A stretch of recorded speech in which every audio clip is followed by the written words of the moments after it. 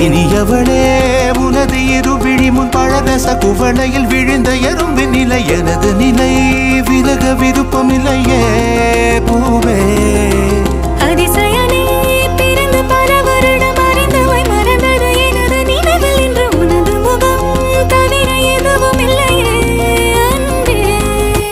வேறாரும் வாழாத பெருவாழ்விது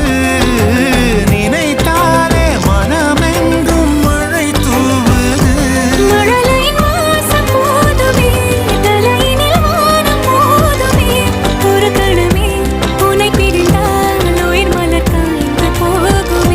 நீதானே பொஞ்சாதி நானே உன் சரிபாதி